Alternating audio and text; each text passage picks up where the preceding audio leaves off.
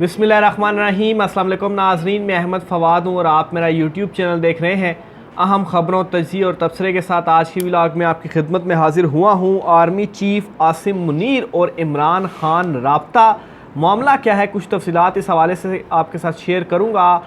ऐवान सदर में दो बड़े जर्नेलों की आरिफ अलवी से मुलाकात, डील की कहानी क्या है, इस पर भी कुछ अहम तफसीलात हैं, एक्सक्लूसिव तफसीलात आपके साथ में शेयर करूँगा। इमरान खान साहब की रिहाई और दूसरा परवेज़ इलाही साहब जो हैं वो भी अटक जेल पहुँच चुके हैं, इस पर भी कुछ अहम तफसीलात हैं, वो भी आज के व्लॉग में आपके सामने रखूँगा। सबसे पहले तो नाज़रीन, आज के व्लॉग का जो आगाज़ है वो एक बड़ी ब्रेकिंग न्यूज़ के साथ आपके साथ में शेयर करते हुए करूँगा। और ब्रेकिंग न्यूज़ ये है कि army chief general Asim Munir, DGISI और सदर डॉक्टर आरिफ अलवी की एक अहम मुलाकात हुई है। और ये जो मुलाकात है वो ऐवान सदर में हुई है। तीन बड़ों की ये जो मुलाकात है ये हुई है और इस मुलाकात में कोई भी और मौजूद नहीं था। यहाँ तक भी जो दावा है वो सामने आ रहा है कि जो स्टाफ था, यानी कि जो मिलिट्री सेक्रेटरी वगैरह होते हैं या जो दीगर स्टाफ वगैरह होता है, जिस फ्लोर पर ऐवान सदर के ये मुलाकात हुई है वहाँ से उस स्टाफ को भी जाने का कहा गया। वो स्टाफ भी इस मुलाकात के दौरान वहाँ पर मौजूद नहीं था, यानी कि 1 to 1 कह लें, इन तीनों की जो अहम मुलाकात है वो हुई है। और इस हवाले से ज़राए का दावा ये भी है कि 2 घंटे की ये जो मुलाकात है वो रही है और 2 घंटे काफ़ी तवील वक्त होता है। और आर्मी चीफ़ और DGISI अचानक से ये दोनों पहुँचे सदर ऐवान सदर में और ये मुलाकात आरिफ अलवी से 2 घंटे तक की गई। तो मामला जो है वो इतना सादा नहीं है, बड़ी इम्पोर्टेंट ये मुलाकात है। और फिर उसके बाद इस मुलाकात के हवाले से कोई एलामिया जारी ना होना इस बात की भी तस्दीक करता है कि इसको खुफिया जो है वो एक किस्म का रखा गया, क्योंकि किसी को बताया नहीं गया कि ये जो मुलाकात है वो हुई है। इवन कि अब भी बाज़ाब्ता तौर पर तो इसकी तस्दीक कोई भी नहीं कर रहा कि ये मुलाकात हुई है, लेकिन सोर्सेज ये क्लेम कर रहे हैं, ये दावे किए जा रहे हैं कि इन तीनों की जो मुलाकात है, अहम मुलाकात है, वो हुई है। और बड़ी इम्पोर्टेंट जो डिस्कशन है वो इस मुलाकात के अंदर की गई है। ज़ाहिर सी बात है, चूँकि इस मुलाकात में ये तीनों ही मौजूद थे, तो इस तरह से तो नहीं बिल्कुल कंफर्म कहा जा सकता कि इन तीनों की ये गुफ्तगू हुई है जब तक इन तीनों में से कोई एक जो है वो तफसीलात ना बताए कि ये गुफ्तगू हुई है। लेकिन कुछ मुमकिना तौर पर जो कुछ इम्पॉर्टेंट डेवलपमेंट्स ख़ास तौर पर पिछले कुछ दिनों से हो रही हैं और साथ में आइंदा आने वाले दिनों में जो कुछ सियासी मंजरनामा है, इसके पेश नज़र कुछ इम्पॉर्टेंट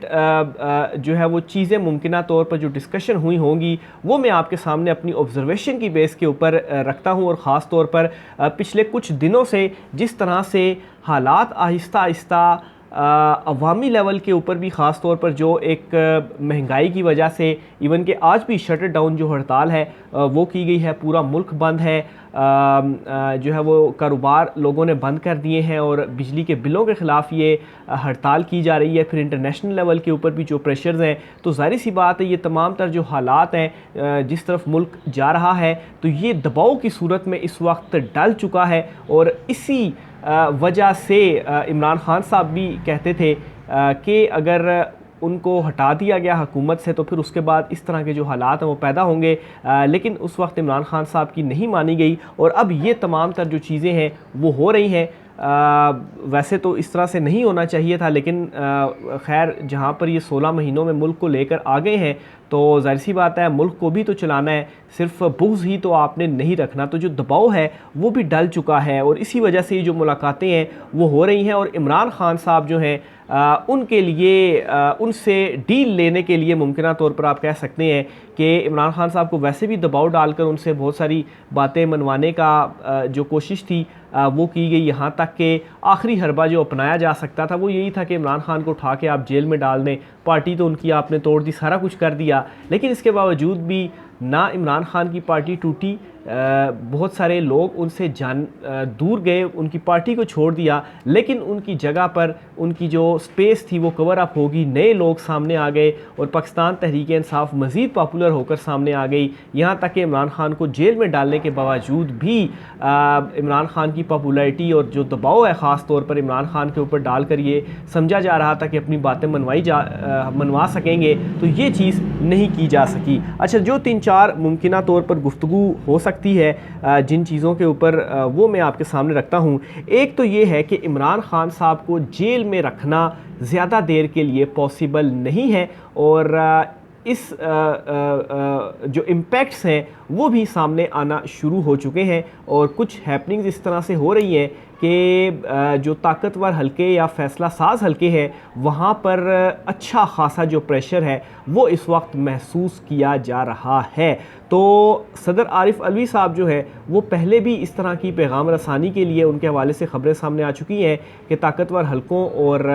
इमरान खान के दरमियान डायरेक्ट तो रब्ता नहीं था, लेकिन आरिफ अलवी के ज़रिए इनका रब्ता होता था और कुछ पैगाम रसानी होती थी। तो इस मुलाकात में भी कुछ इस किस्म की डील के हवाले से जो पैगाम रसानी है वो हो सकती है कि इमरान खान साहब से कहा जाए कि आप ये वाली बातें हमारी मान लें, आप बाहर चले जाएं, आप ये कर लें, आप वो कर लें और आपको रिहाई मिल जाएगी और जो डील है वो आप हमारे साथ तय कर लें। लेकिन दूसरी तरफ इमरान खान साहब के जो मैसेजेस हैं अपने वकला के ज़रिए या बुशरा बीबी के ज़रिए जो वो पहुंचा रहे हैं, उन्होंने कहा है कि इससे भी बुरे हालात में मुझे आप अगर जेल में रखें तो तब भी किसी किस्म की कोई जो डील है वो मैं नहीं करूंगा और इमरान खान साहब डट चुके हैं। तो अब एक तो मुमकिना जो गुफ्तगू है वो इस दौरान ये हो सकती है कि ये कोई जो पैगाम रसानी है वो की गई हो या इस तरह का भी कोई मैसेज दिया जा सकता है कि देखें इलेक्शंस जो है वो अब हम जल्दी करवा रहे हैं, क्योंकि जो कल की डेवलपमेंट एक हुई है, इलेक्शन कमीशन ने अपना एलामिया भी जारी किया और कहा कि हल्का बंदियाँ अब हम 14 दिसंबर तक नहीं बल्कि 30 नवंबर तक हम हल्का बंदियाँ कर लेंगे और फिर उसके बाद जनवरी के पहले हफ्ते में ही जो इलेक्शंस हैं वो हम करवा देंगे। तो एक इस डेवलपमेंट के बाद चूँकि ये मुलाकात हुई है तो एक मुमकिना तौर पर ये चीज़ हो सकती है कि ये ऑफ़र की गई हो कि देखें हम आपका जो इलेक्शन का मुतालबा है वो हम मान चुके हैं और इलेक्शन हम थोड़े से पीछे ले आए हैं, अब आप भी हमारी जो बातें हैं वो मान लें। और इसमें बिल्कुल अगर माजी उठाकर देखा जाए तो नवाज़ शरीफ जो थे उनके साथ भी जब डीलें हुई 10 साल के लिए वो बाहर गए तो उस वक्त भी वो बिल्कुल जेल में थे, तो लग यही रहा था कि शायद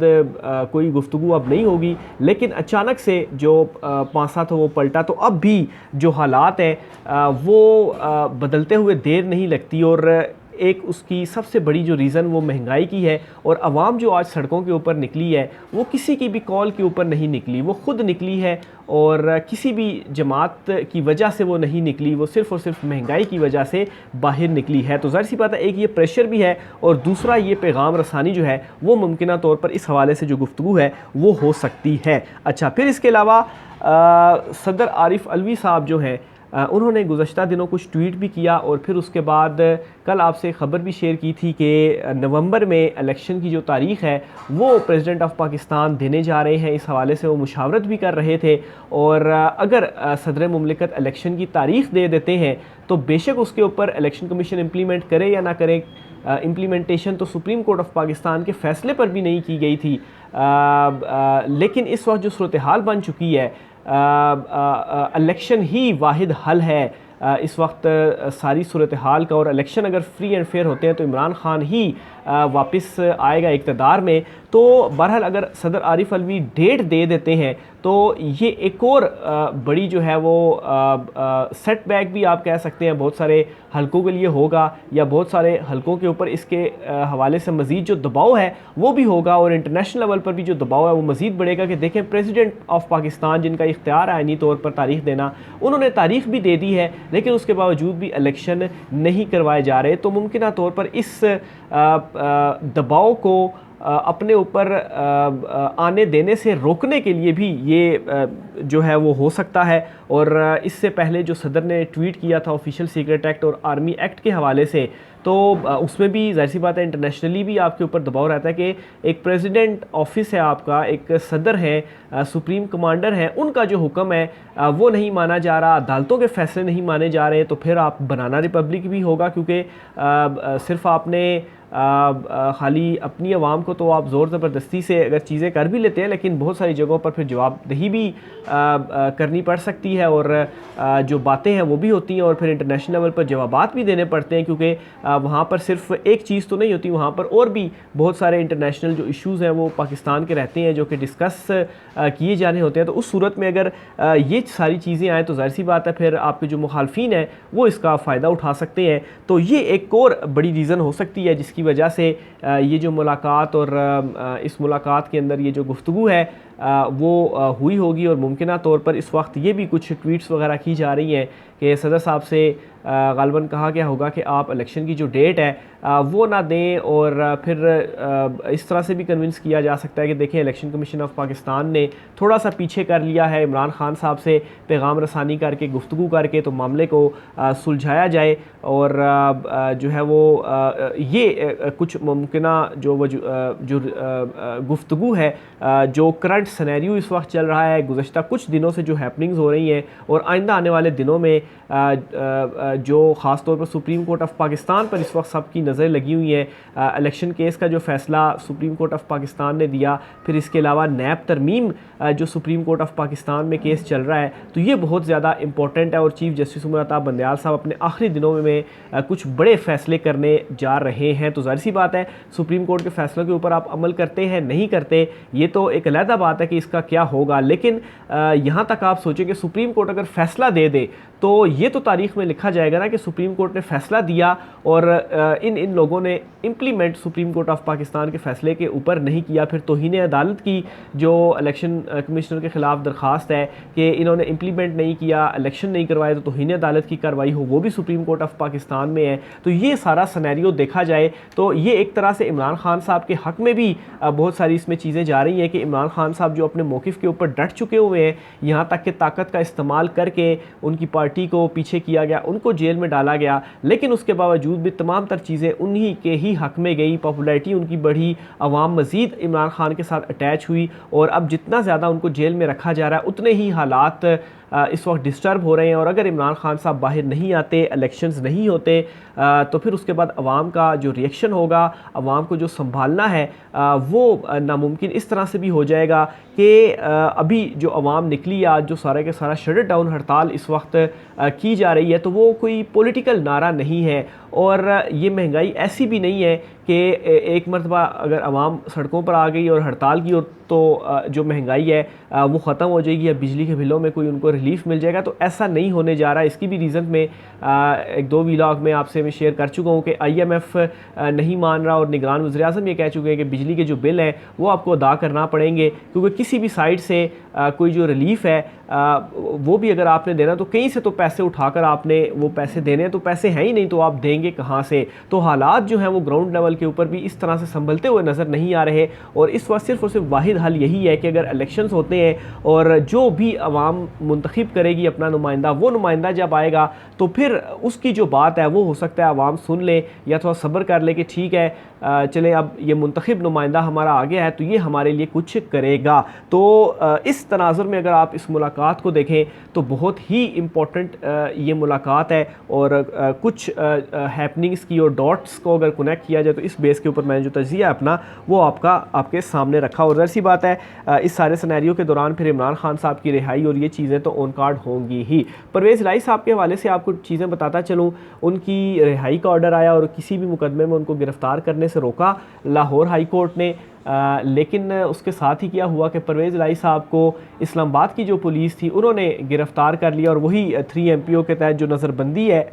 उसके अहकामात डिप्टी कमिश्नर इस्लामाबाद की जानिब से जारी किए गए और उन्हें गिरफ़्तार किया गया, और परवेज़ इलाही साहब को भी अटक जेल ले जाया गया है और वहीं पर ही रखा गया है। यानी कि इमरान खान और परवेज़ इलाही जो हैं वो दोनों अब अटक जेल के अंदर ही मौजूद हैं। तो बहरहाल आप ये भी देखें कि एक तरफ तो अगर कोई मुलाकातें और दीगर चीज़ें हो रही हैं तो दूसरी तरफ जो क्रैकडाउन है, जो सख्ती है उसमें भी कमी नहीं आ रही। यानी कि परवेज़ इलाही साहब जो हैं उनको अभी तक नहीं छोड़ा जा रहा, और खैर ये इस बात की भी एक दलील है कि परवेज़ लाई साहब भी डटे हुए हैं और वो भी नहीं मान रहे चीज़ों को, और इमरान खान साहब के साथ ख़ास तौर पर वो डटे हुए हैं। और इसकी रीज़न ये भी है कि उन्होंने देख भी लिया होगा कि जिसने इमरान खान साहब का साथ छोड़ा उसने ख़ुद को ज़ीरो से ही मल्टीप्लाई किया है। लेकिन अदालतों के यहाँ पर जो अहकामात हैं, आप कहें कि उसको भी हवा में ही उड़ाया जा रहा है, कोई कानून की बालादस्ती जो है वो दूसरी साइड पर नहीं है। तो बहरहाल परवेज़ लाई साहब ने अभी चैलेंज कर दिया है अपनी ये जो गिरफ्तारी है इस्लामाबाद हाई कोर्ट में, वहाँ पर समाअत होती है। देखें इस्लामाबाद हाई कोर्ट क्या इस पर ऑर्डर करती है। लगता तो यही है कि वो रिहाई इनको मिल जाएगी, लेकिन ये दूसरी साइड का भी एक रुख था जो आपके सामने लाना ज़रूरी था। राय का इज़हार कीजिएगा। आज की व्लॉग से इतना ही, मुझे इजाज़त दीजिए। अल्लाह हाफ़िज़।